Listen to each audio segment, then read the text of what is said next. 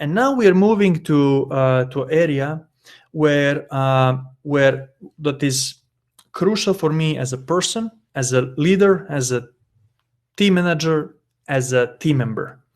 And those are the values, human values that we have in our team. And that is some of them that we will speak about today are courage, respect, and being a servant leader. What those things mean? I think if you want to be a project manager, if you want to be a leader, you have to have inherently inside yourself these values. If you don't, maybe some other career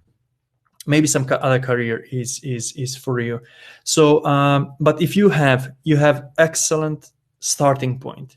If these values are something that you live by, career in project management and leadership is actually may very well be for you. And let's see why talk about this in this manner. So many things that we do in our daily work are not easy. Providing tough conversations, having feedback sessions, negotiations, conflicts, they are not easy.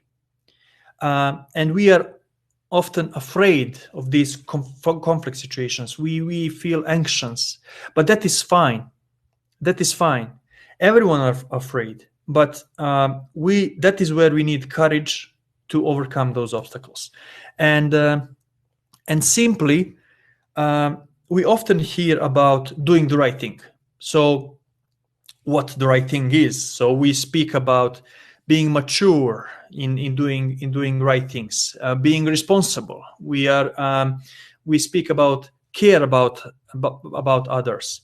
But that's really not easy. What that means in a daily life is tough to do. Being mature is to ask someone to sit one-on-one and to speak about unpleasant topics, about poor performance. Being responsible is to have integrity, is to do what you promise. Taking care about others is not only in your words, but it's in your deeds. And it's not really easy. It's often really scary to step up and actually defend your values. What is very important to understand is that it's absolutely fine if you're scared, if you're anxious, if you don't feel well, especially at the beginning. But that's fine, and that is where we practice courage. That is where the courage comes. And when you overcome your challenges and do the right thing. Why this is important is that you have two choices. You simply have two choices, and there is no middle one. So when there is a tough conversation to be held, if you do it once, you would probably, before that first one, you would probably not sleep for days. It will be tough. It will be you will be tormented mentally. It will be tough to prepare and to have it. But once when you have it, the next time will be easier, the next time will be easier, and the next time will be easier. And that becomes the part of your character. That becomes you. You are the person who is courageous. You are the person being able to do the right thing. But there is a danger. If you skip to do the right thing once, it will be easier to avoid and to go away from the situation second time, third time. And that becomes your character. That becomes what you are as a leader. And you are putting yourself the glass ceiling. You're putting yourself the maximum in your career and actually in your personal development too. So you can freely choose between these two options, right? So it's on you. But we know which one is correct one. So to stand for your values, to defend your approaches. And both build character in their own directions. Right, so you build your character if you do right things regularly, or if you don't. It's very important to be aware of it.